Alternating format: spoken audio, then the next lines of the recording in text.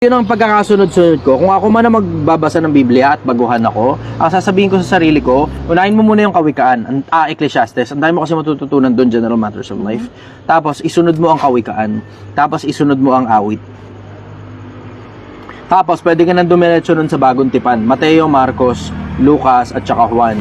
Tapos, exciting part din yung exciting part din para sa akin yung gawa. Alam mo nga, halos lahat ng bagong tipan, exciting eh. Yung Mateo, Marcos, Lucas, Juan, yung gawa, yung unang Korinto, wala kang tapon sa bagong tipan eh. Wala ka talagang tapon sa bagong tipan eh.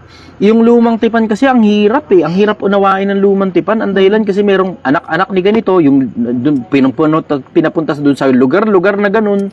Diba? Alam mo yung, saan yun? Tapos yung anak ni ganito, si anak na ganyan. Sino yun? Anong context? Yung ganun, meron kang question mark sa ulo mo. So kung ako magbabasa ng Biblia, tama nga, ngayon ko lang naisip yun, Ecclesiastes muna ako, tapos kakawikaan ako, tapos aawit. Tapos, buong bagong tipan na isusunod ko. Gano'n ko babanatan. Tapos if I still have the level of interest na mas malawak na siguro kesa dun sa noong panahong nagsisimula pala ako magbasa ng Biblia, tsaka ako palang sisimula ng Genesis, Exodo, Levitico bilang Deuteronomio.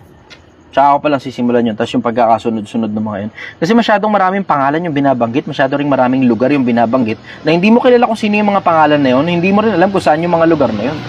Tapos ang daming detalye na mga detalyeng kailangan mo palang malupit na imagination para lang mailagay mo yung sarili mo doon sa ganung posisyon. Yun ang sagot ko ron. Next question. Tanong mo na lang, Pek.